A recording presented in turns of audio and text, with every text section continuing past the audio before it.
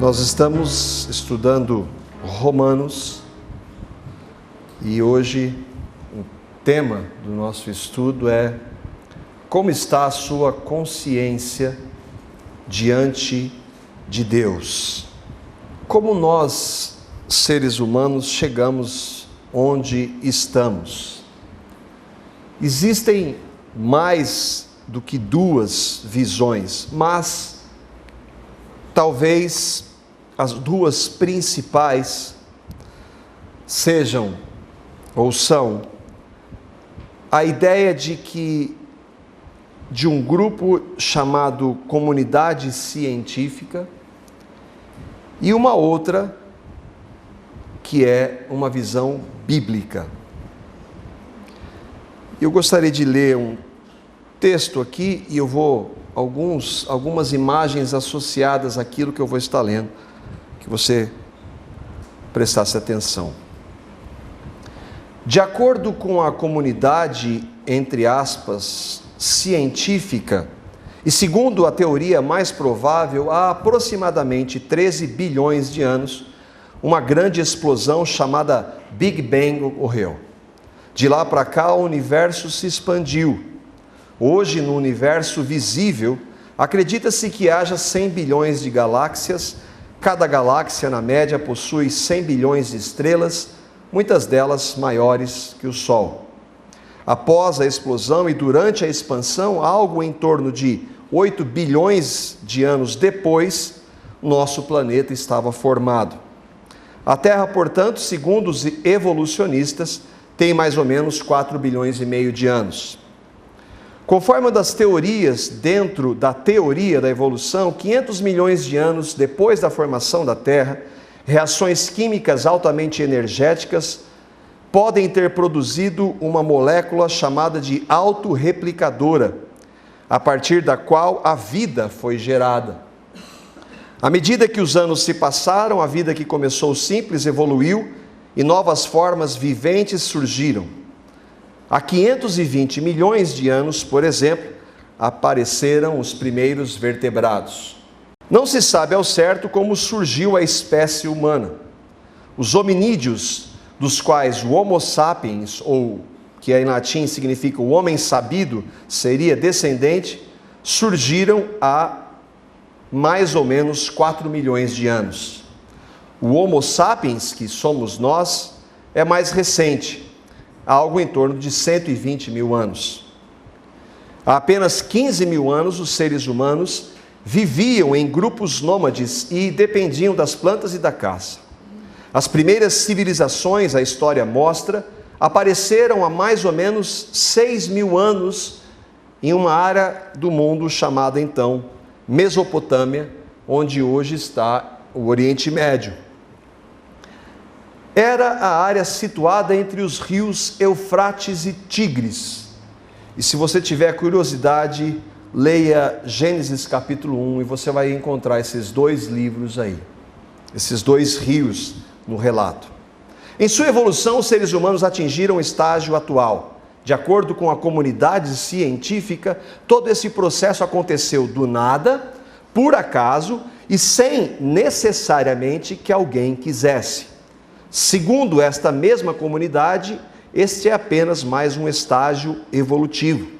Uma entrevista do Marcelo Gleiser, que é um conhecido físico brasileiro, conhecido mundialmente, ele disse que tudo isso ocorreu e não há necessidade nenhuma de que um ser superior tivesse feito isso. O segundo ponto é a Bíblia. De acordo com a interpretação literal da Bíblia, a qual eu creio, há milhares de anos, Deus, um ser espiritual, único, composto de 3 pessoas, todo-poderoso, onisciente, onipresente, que é santo, amor, graça, misericórdia e justiça, decidiu em sua vontade, que é boa, agradável e perfeita, criar as galáxias, as estrelas e os planetas. Enfim, Deus criou o universo. Dentre os planetas, ele fez a terra e nela criou os animais, as plantas e o homem. Tudo isso em apenas 6 dias de 24 horas. Sua criação, de acordo com a Bíblia, foi feita para manifestar a glória e a honra do Deus Criador.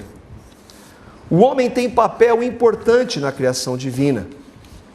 Criado à imagem e semelhança de Deus, por meio de sua capacidade intelectual, os seres humanos pensavam, se comunicavam e se relacionavam com Deus. E aí, quando nós falamos seres humanos, os dois primeiros, Adão e Eva, tinham um relacionamento com Deus e com o seu próximo entre eles.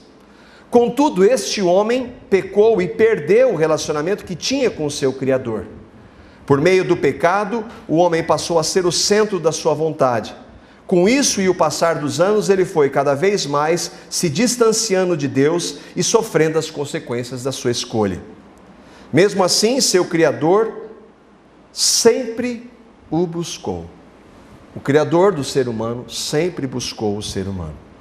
O apogeu dessa procura se deu há 2000 anos atrás, de acordo com a Bíblia, quando este Deus tomou a forma de homem na pessoa de Jesus, o Cristo. Passados 6.000 anos de sua criação, a humanidade chegou ao estágio atual. Toda a sua história está, em seus mínimos detalhes, sob o controle de Deus. Nada é por acaso, tudo tem um propósito. Segundo a palavra de Deus, a história da humanidade, como a conhecemos, tem um dia determinado para que ela, a humanidade, desde o primeiro homem criado até o último, reconheça que Jesus Cristo é o Senhor deste universo. Eu gostaria de dizer que a nossa posição é a segunda. E nós cremos, sem sombra de dúvida nenhuma, nesta posição. Mas o que isso tem a ver com a reflexão de Romanos ou com a nossa consciência diante de Deus?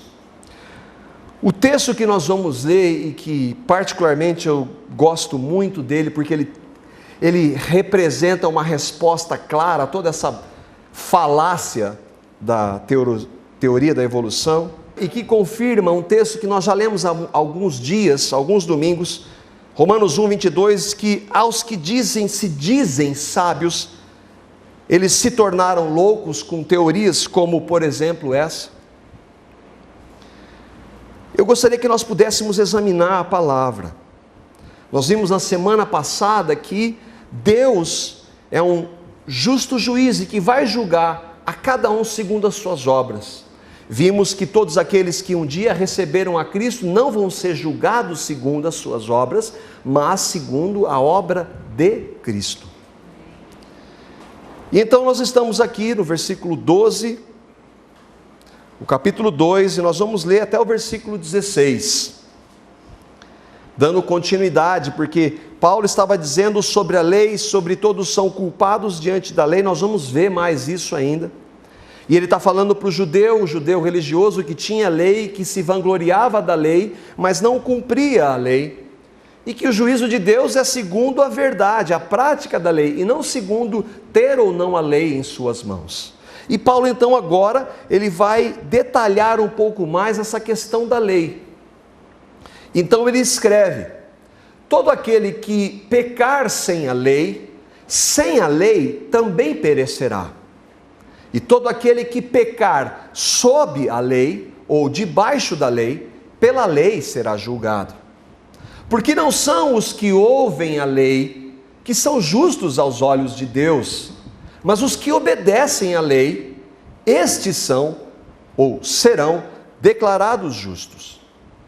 De fato, quando os gentios que não têm a lei praticam naturalmente o que ela ordena, tornam-se lei para si mesmos, embora não possuam a lei.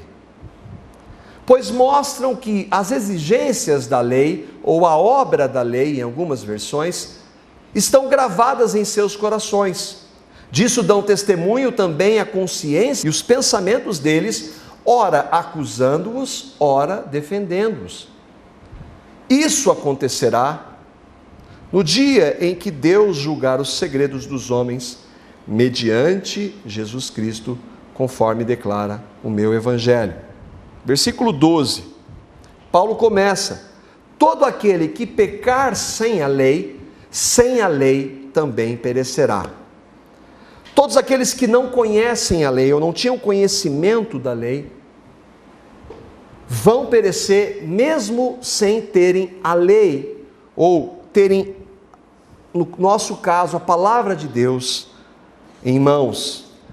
Ele está dizendo então que, mesmo sem a lei, aqueles que nunca ouviram da lei, dos mandamentos de Deus, eles vão ser julgados sem a lei e vão ser condenados, porque eles não praticam, eles não andam de acordo com a lei. Todo aquele que pecar sob a lei, pela lei será julgado, que é o nosso caso.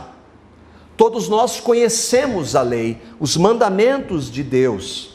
Então, se nós chegarmos diante de Deus e tentarmos apresentar a Ele a nossa obediência à lei, é aquilo que nós falamos no último estudo, nós vamos ser julgados mediante a lei. Eu vou dizer que eu não fui um mentiroso, mas lá vai estar dizendo, a lei diz que a mentira é pecado, e Deus vai mostrar, você foi sim um mentiroso. E por isso você é culpado. Nós vimos o texto de Tiago que diz que eu posso guardar toda a lei, mas se eu tropeçar em um ponto só, eu sou culpado de todos os outros. Então não adianta, isso é óbvio que não acontece, de todos guardarem grande parte da lei. Na realidade, todos nós não guardamos a lei de Deus. Mas quando que foi e para quem Deus estabeleceu a sua lei escrita? Porque o que Paulo está dizendo, todo aquele que pecar sem a lei, é a lei escrita, como nós temos hoje, ou no caso dos judeus que eles tinham a Torá, que é o Velho Testamento, a lei, o Pentateuco que nós temos na nossa Bíblia. Ele está dizendo, todo que se pecar sem a lei, mas de que lei e quando essa lei foi estabelecida? Quando Deus estabeleceu a sua lei de maneira visível, de maneira, na forma escrita. Eu estava vendo e essa imagem, que é uma pintura de Rembrandt, mostra Moisés, as 2 tábuas e os 10 mandamentos. E a primeira menção dos 10 mandamentos que Deus estabelece está em Êxodo, no capítulo 20, os versículos 2 até o versículo 17. Nós não vamos ler todo o texto, mas nós vamos ver esse texto de Êxodo 20, os versículos 1 a 3. Então falou Deus todas essas palavras, dizendo: Eu sou o Senhor teu Deus, que te tirei da terra do Egito, da casa da servidão. Não terás outros deuses diante de mim. Primeiro mandamento das leis de Deus, dos 10 mandamentos. Deus então pela primeira vez estabelece de forma escrita quais seriam os mandamentos. Quando a palavra fala da lei, ela está falando especificamente dos 10 mandamentos, mas também de todos os outros mandamentos que a palavra de Deus nos traz. Não são somente os 10 mandamentos. A lei é muito mais, mas os 10 mandamentos representam toda a lei. Então Deus, houve um momento na história desse homem que ele criou e que agora havia pecado, e que ele trouxe a lei para esse homem, e escolheu um povo chamado hebreu. Nós vimos que não há nada de especial naquele povo. O que fez deles especial foi que Deus os escolheu, e não que eles tivessem algo para oferecer. Deus então escolheu aquele povo e deu os seus mandamentos. Nós vamos ver qual a relação disso para a questão da consciência. Por exemplo, no versículo 16, os mandamentos estão de 1 a 17. No versículo 16, ele cita: Não dirás falso testemunho contra o teu próximo. O que é isso? Não minta. E ali estão os mandamentos de Deus. Deus entregou esses mandamentos ao povo hebreu. Acontece que não havia só o povo hebreu. Nós vimos aqui que Deus disse a Moisés: Eu sou o Deus que o tirou do Egito. Havia outros povos. Na época, o império egípcio governava o mundo de então. Então havia outros povos. A lei, apesar de ser universal, e ela é para todos, não foi inicialmente entregue a todos os povos da terra. E ainda hoje, há muitos povos que não têm acesso à lei de Deus. Os pagãos ou os gentios todos aqueles que não são judeus ou hebreus são o quê? Gentios. Não tinham, portanto, acesso. Os egípcios, por exemplo, não tinham acesso a essa lei, os mandamentos de Deus. Nós vemos na palavra que todo o que não obedece às leis é considerado um transgressor das leis e, no caso, é o quê? Um pecador. Todos aqueles que não obedecem os mandamentos são pecadores. Alguns justificam, mas e aqueles que não tinham acesso à lei, aos mandamentos? Existe hoje um consenso, e é um princípio de lei, que o desconhecimento da lei não torna ninguém indesculpável. Por exemplo, se você for para a Inglaterra e for alugar um carro lá, e for dirigir aquele carro, e normalmente nós dirigimos aqui o carro, de que lado? Do esquerdo, né? E lá, se você for dirigir desse lado, você vai ir na contramão. E se acontecer um acidente, você vai receber uma multa. Você não sabia disso, mas você, eu não sabia, não interessa. Você descumpriu a lei. É claro que este exemplo, ele não preenche o que nós queremos tratar aqui totalmente, mas o princípio é verdadeiro. Eu não posso dizer que eu não conheço a lei de Deus, nem os mandamentos. Nós vamos ver de maneira muito clara isso. Paulo então diz que alguns vão ser julgados sem a lei. Mas isso é justo? Porque se eu tenho uma lei que diz que eu não devo fazer, eu sou punido de acordo com aquela lei, é justo, porque eu sei. Mas e aqueles que sem lei perecerão? Serão julgados sem lei e vão perecer. Como alguém que não conhece a lei de Deus pode ser culpado? Vamos andar um pouco. Versículo 13. Porque não são os que ouvem a lei que são justos aos olhos de Deus. Do que ele está falando? Dos judeus. Porque os judeus se vangloriavam de ter a lei em suas mãos, mas eles não obedeciam à lei de Deus. Então, não são os que ouvem a lei. Eu ouço, mas não obedeço. Isso não vai me justificar diante de Deus. Mas os que obedecem à lei, estes serão declarados justos. É necessário obedecer. Mas nós veremos no capítulo 3 que é impossível para o homem obedecer os mandamentos de Deus. Todos nós vimos pela palavra, vemos na palavra, nascemos de que forma? Em pecado. Nós somos pecadores. E por isso estamos separados de Deus. E não há em nós condição alguma de obedecer os mandamentos. O que a religião faz? A proposta da religião é exatamente essa. De formas diferentes. As leis em uma determinada religião, por exemplo, no islamismo, são diferentes das leis da religião judaica. Mas há um conjunto de regras nelas e toda a religião se fundamenta nisso. Faça isso, não faça aquilo, que um dia Deus vai julgar você pelo que você faz ou deixa de fazer. Acontece que todos aqueles que se baseiam no que fazem ou deixam de fazer, vão chegar no momento que estiverem para partir dessa vida e não vão ter certeza, porque eles sabem que eles não tiveram condição de cumprir toda a lei e não sabem se o que eles puderam cumprir foi suficiente para agradar a Deus.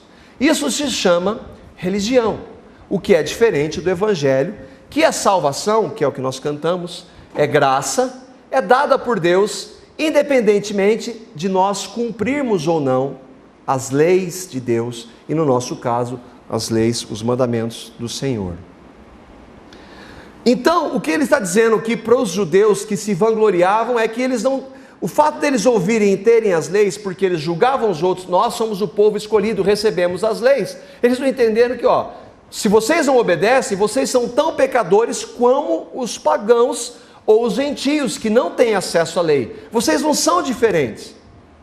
Mas os que obedecem à lei, só que nós vamos ver que a proposta da palavra não é obediência à lei para a salvação, mas sim, quando nós somos salvos, Cristo em nós nos capacita a obedecer.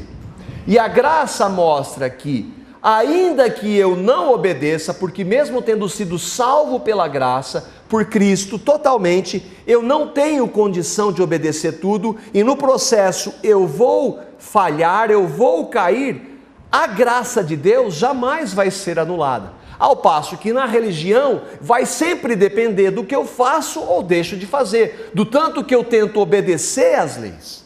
Por isso ninguém pode ter certeza.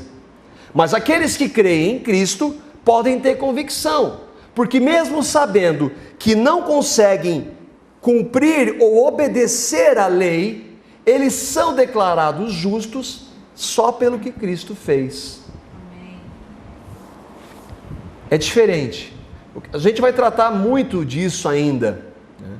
Mas como nós não temos uma sequência de textos, nós não entramos ainda na graça especificamente, não posso deixar de anunciá-la. No versículo 14 nós lemos: de fato, quando os gentios que não têm a lei praticam naturalmente o que ela ordena, tornam-se lei para si mesmos, embora não possuam a lei. Muitas vezes lendo esse texto, os gentios que não têm lei praticam naturalmente o que ela ordena, tornam-se lei para si mesmos, mesmo embora não possuam lei. O que Paulo está dizendo aqui? Um exemplo. Quem recebeu a lei de Deus? Os judeus, o povo hebreu. E ali uma foto lá do Muro das Lamentações, onde os judeus fazem as suas peregrinações e oram a Deus, e muitos deles com a Torá, com os mandamentos em suas mãos, e buscando a Deus na obediência. Foram eles os primeiros que receberam os mandamentos. Hoje nós temos em nossas mãos, quando nós temos a palavra, nós temos os mandamentos. Então, os gentios que não têm a lei, quem são os gentios? Um exemplo, essa é uma tribo chamada Concombas, e que o irmão Ronaldo Lidório, um missionário, um homem de Deus, foi levar o evangelho pela primeira vez na história dessa tribo. Ele ficou lá 10 anos. Eles não tinham a lei, aliás, eles não tinham não somente a lei, eles não tinham sequer uma forma de escrita. A língua deles não tinha escrita. Ele ficou lá, desenvolveu uma escrita para aquele dialeto, e ao desenvolver essa escrita, trouxe para eles o Novo Testamento. Maravilhoso ou não? A igreja hoje lá tem, segundo Nicodemos, 5.000 membros, em várias localizações do oeste da África. Eles tinham acesso à lei? Não. Quem eles são? Gentios, que não têm a lei. Voltamos para o texto. Quando os gentios que não têm a lei praticam naturalmente o que ela ordena, tornam-se lei para si mesmos. Mas como eles praticam a lei se eles não têm a lei? Como eles obedecem à lei se eles nunca viram os 10 mandamentos? Se eles não têm acesso a isso? Versículo 15. Eles, os gentios, os pagãos, aqueles povos que jamais tiveram acesso à lei de Deus, mostram as exigências ou a obra da lei gravadas em seus corações. Não têm a lei escrita, jamais tiveram a lei escrita, mas há uma lei que está no coração deles. Mesmo daquele povo, De que forma? Eles dão testemunho que existe essa lei para eles, testemunhando a consciência e os pensamentos deles, ora acusando-os, ora defendendo-os. Mas o que ele está falando? Chegue naquele povo, e um deles que nunca ouviu falar, não darás falso testemunho ao próximo. E um deles mente para o outro, o que mentiu sabe que fez alguma coisa errada, mesmo sem jamais ter lido isso na lei de Deus. Ele sabe e ele tem as exigências da lei gravadas em seus corações. O que a evolução diz? Que nós somos frutos de um processo que não existe nada espiritual, nada. Como ela prova e explica valores morais, se tudo é matéria? Ela não explica, ela não tem resposta. Por quê? Porque ela nega Deus. E ela nega o Deus que colocou em nós o senso moral do que é certo e do que é errado. É disso que Paulo está falando. Todos os povos, em todas as épocas, têm as exigências da lei gravadas em seus corações. E a prova disso é a consciência deles, quer acusando, quer defendendo. Quer acusando quando eles erram, quer defendendo quando eles acertam. Isso é o que Paulo está dizendo. Com isso, nós podemos rebater essa mentira. A teoria da evolução parte do pressuposto que Deus, se é que ele existe, está ausente dos processos que ocorrem na natureza. Segue-se que os seus defensores não precisam se preocupar em dar satisfação a ninguém de sua conduta moral, pois eles é que são donos de si mesmos e não de Deus. Eles tentam fazer isso, eles tentam viver nisso, mas eles estão negando uma realidade que foi colocada em seu interior por Deus, e não há maneira nenhuma de eles se convencerem disso, apesar de colocarem isso para todo mundo. É claro que essa é a realidade que mostra do mundo que nós vivemos hoje, que está afundado no pecado. Essa semana eu estava numa banca, vendo figurinha para os meus filhos, e essa é uma das revistas mais céticas do Brasil, da editora Abril, Galileu. E eles escreveram lá a matéria, por que você acredita? Quem escreveu isso é um psicólogo que hoje é badalado no mundo todo, americano, chamado Michael Shermer, e que saiu uma reportagem dele na revista Veja. Ele era evangélico, mas disse que tudo isso é uma grande besteira. E foram feitas várias perguntas onde ele diz que tudo que nós produzimos, valores morais, por exemplo, é produzido pelo cérebro, ou seja, tudo isso é ilusório, não existe de verdade. Mas na última pergunta, o jornalista faz assim, levanta essa questão para ele. O senhor leva em consideração que pode estar errado? Aí ele responde, assim como todos, só descobrirei a resposta quando morrer. Ou seja, é claro que eu levo, e eu sei que eu estou errado, apesar de dizer para todo mundo que não. Como cientista, estou aberto à possibilidade de ter me enganado. Se houver um ou vários deuses, ficarei surpreso. Não, ele não vai ficar, porque ele tem a lei escrita no coração dele, ele tem uma criação que mostra que esse Deus existe, e ele sabe que o dia que ele morrer, ele vai acontecer alguma coisa, então ele não vai ficar surpreso. Mas não tenho medo. Se há um Deus, ele me deu um cérebro para pensar exatamente, para você olhar para as coisas que Deus fez e saber, existe um Deus que criou tudo isso, e não para dizer que tudo isso surgiu do acaso, sem que ninguém quisesse. Meu pecado seria usá-lo para raciocinar e buscar explicações? Um ser benevolente não me puniria por utilizar bem as armas que me concedeu.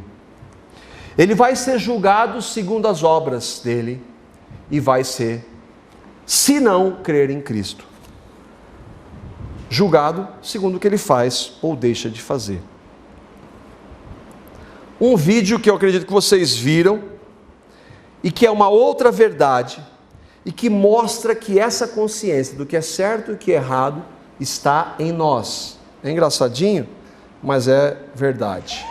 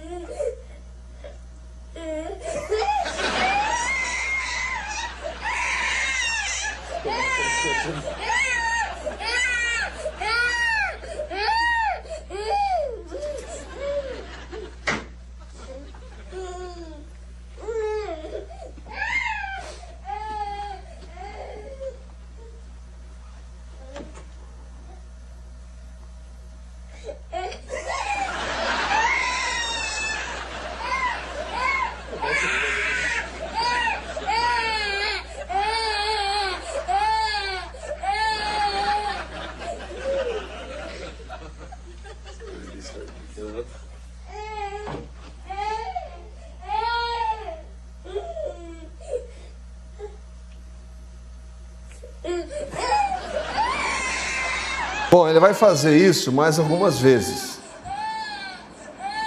Essa criança talvez tenha o quê? 2 anos? O Paul Washer, num estudo para acadêmicos, disse assim: chegue em qualquer realidade no mundo, numa tribo distante, coloque uma criança pequena e dê para ela alguns brinquedos. Ela vai jogar fora um deles, não vai querer, vai ficar com um. Chame então outra criança e dê o brinquedo que aquela criança primeira não quis para outra. O que ela vai fazer? Vai querer aquele. Por quê? Será que foram os pais dessa criança aí que ensinaram ele a fazer essa birra? Ou será que já existe algo que nasceu com ela e que o meio só vai proporcionar alternativas para nós desenvolvermos o pecado que habita em nós e a consciência do que é certo e do que é errado? Deus nos fez assim. Ele criou essa consciência e colocou em nós. E não há cientista que comprove, que prove essa realidade, porque ele diz que o meio nos muda, mas qualquer criança de qualquer lugar mostra que ele tem uma consciência do que é certo e uma consciência do que é errado implantada nela por Deus. Onde nós vimos isso? De maneira muito clara. Alguns textos de Gênesis. Capítulo 2, versículos 15 a 17.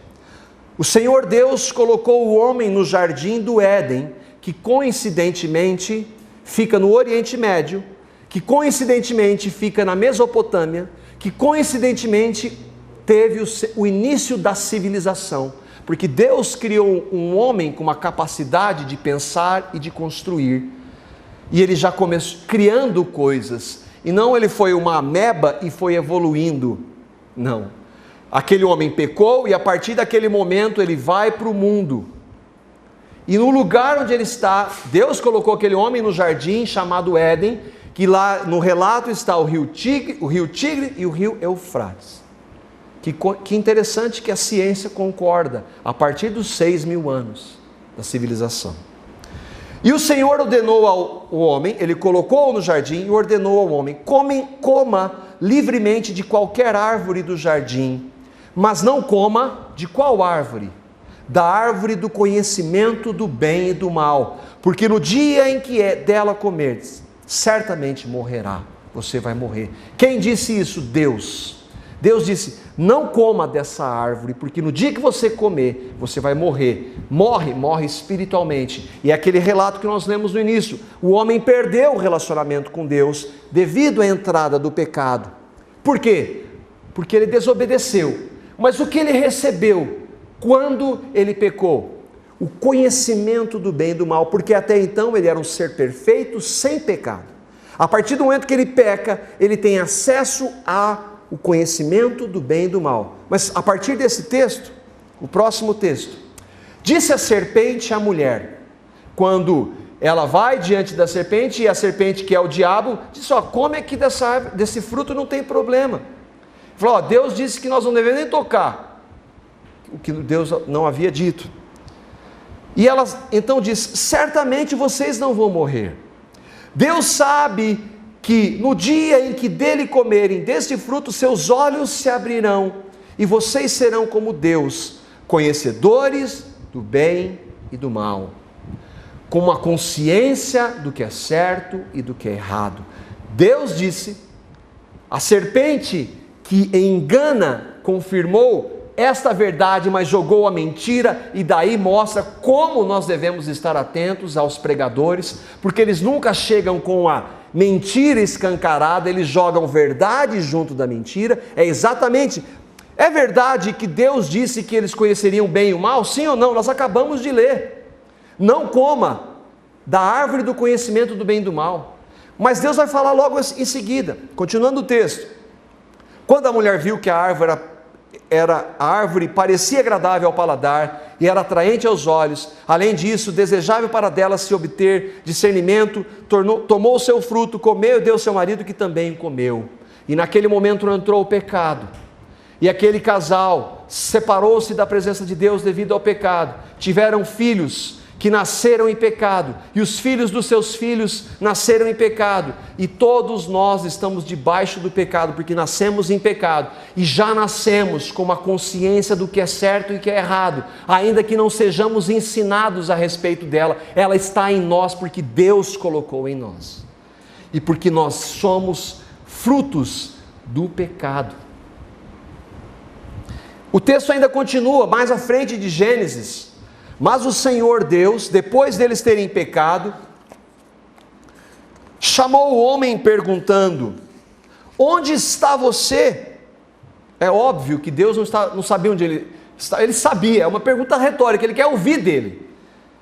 Onde está você? E ele respondeu: ouvi os teus passos no jardim e fiquei com medo. O homem não tinha medo, porque estava nu. Ele estava nu antes e não tinha problema nenhum.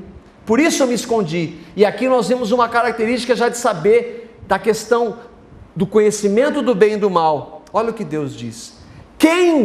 Deus pergunta: quem lhe disse que você estava nu? Você já estava nu antes e não tinha problema. Quem disse? E qual é o problema em você estar nu? Porque eu fiz você assim. Você me desobedeceu.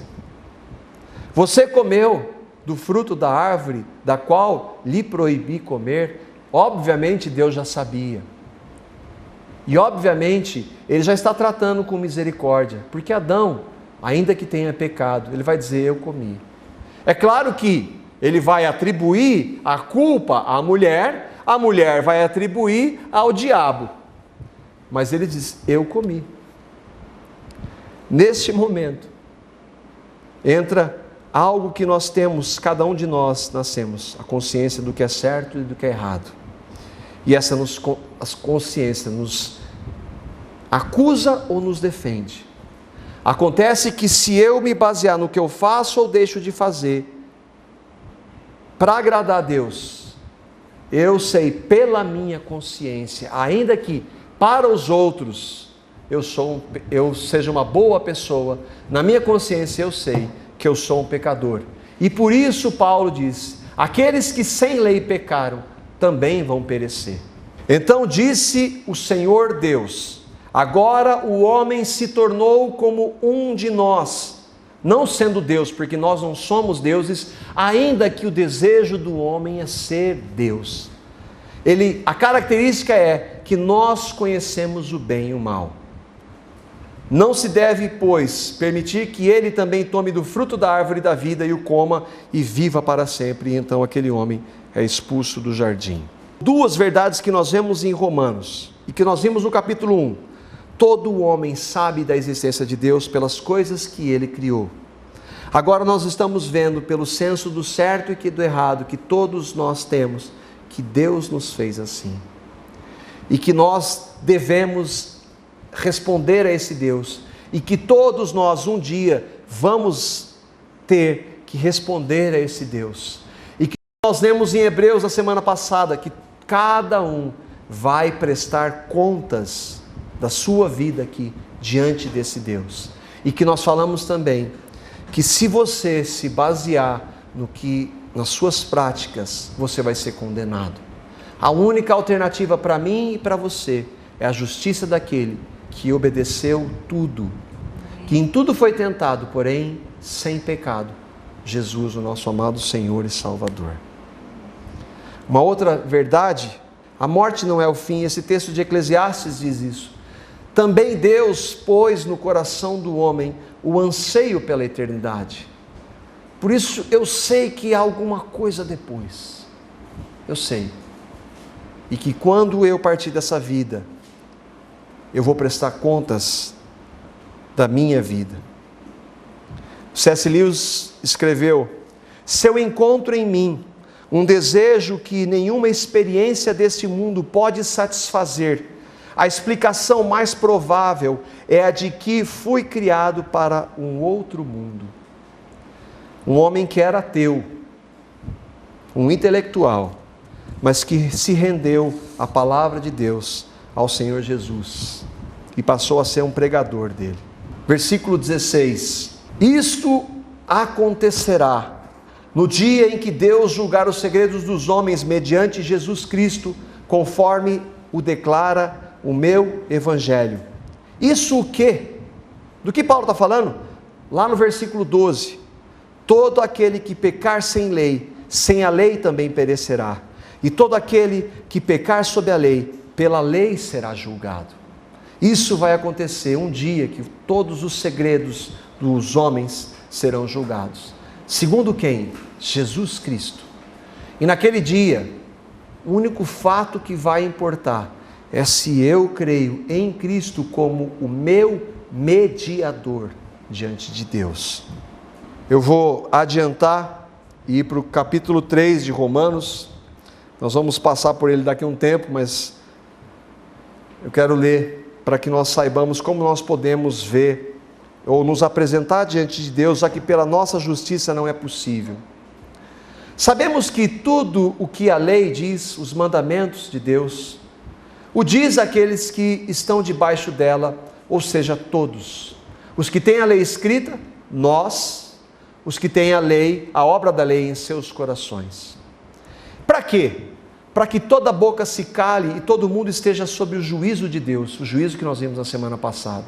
Quem tentar se justificar diante de Deus pela lei, vai estar com a boca fechada naquele dia, porque não podemos nos justificar mediante ela. Portanto, a conclusão é clara: ninguém vai ser declarado justo diante de Deus, baseando-se na obediência à lei, porque ninguém pode obedecer, mas há um propósito para a lei. É mediante a lei que nos tornamos plenamente conscientes do pecado, e a lei, ela serve de aio, ou nos conduz a Cristo, aquele que pôde cumprir toda a lei em meu benefício. E nele eu posso ter certeza: Senhor, ainda que eu não tenha cumprido, eu sei, eu sou um pecador, mas o Senhor, porque o Senhor me amou, o Senhor mandou seu Filho para vir e cumprir cabalmente a lei por mim. E através da justiça dele, eu estou diante do Senhor, ainda que pecador, salvo pela justiça dele, totalmente de graça, dessa graça eterna que nós cantamos.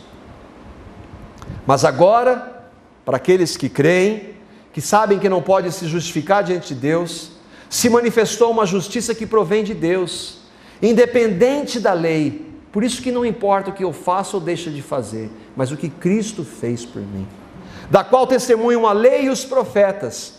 Justiça de Deus, não a nossa, porque nós não somos justos, não há nenhum justo, nenhum sequer. Mediante a fé, eu creio na justiça de Deus em Cristo, em Jesus Cristo, para todos os que creem. Todos, pagãos ou judeus, têm a oportunidade de serem justificados, e nós vamos ver muito isso para frente, gratuitamente por sua graça, quando creem em Cristo Jesus. E isso é maravilhoso. Como está a sua consciência diante de Deus? Se você não entregou a sua vida a Cristo, eu sei como ela está, porque um dia a minha consciência esteve dessa forma. Mas hoje, ainda que o Espírito me corrija, porque Ele me ama, Ele me corrige, Ele permite que eu sofra as consequências do meu pecado, a minha consciência perante Deus está afirmada em Cristo Jesus. É nele que eu me baseio, é nele que eu vou me basear quando eu estiver frente a frente com Ele mesmo e com Deus Pai. Falou: Senhor, o Senhor sabe que eu sou um pecador e que eu fui um pecador, e dos inúmeros pecados que eu cometi, mas um dia o Senhor me revelou o seu Filho e eu criei nele, no sacrifício de morte e ressurreição dele por mim, na minha morte e ressurreição com ele, e a justiça dele me deu uma nova vida. Senhor, eu estou diante do Senhor pelos méritos de Jesus Cristo. Então você pode estar com a sua consciência diante de Deus limpa e totalmente tratada, lavada pelo sangue do Cordeiro Jesus. Amém? Pai, obrigado pela Tua palavra que traz essas verdades para nós. Verdades que muitas vezes, Senhor, são duras, são pesadas, porque elas mostram quem nós somos. Mas, Senhor, essa mesma verdade sua, que é o teu Filho Jesus, que é a verdade. Ele é a luz. E nele, a verdade, nós podemos estar seguros. Nós podemos recorrer a Ele, que apesar dos nossos pecados, da nossa natureza de pecado, nós temos nele a salvação de todos os nossos pecados no seu sangue derramado, na nossa morte no corpo dele santo e na sua ressurreição. Obrigado pela sua palavra, que é através dela que o Senhor fala conosco pelo teu Espírito. Ninguém tem capacidade de convencer quem quer que seja. E nós anunciamos a tua palavra porque cremos que o Senhor fala conosco por meio dela, mediante o teu Espírito. Revela para cada um aqui, Senhor, a começar por mim, quão pecadores nós somos, para que nós tenhamos a convicção de que, pelos nossos méritos, nós jamais poderemos nos justificar diante do Senhor. E mostra também que ainda tão pecadores o Senhor nos amou, que deu o seu Filho e que Ele, no seu sacrifício, justificou o nosso pecado, a nossa vida. Obrigado por essa tão maravilhosa graça e tão maravilhosa salvação. O nome santo dele, do nosso Senhor e justificador Jesus. Amém.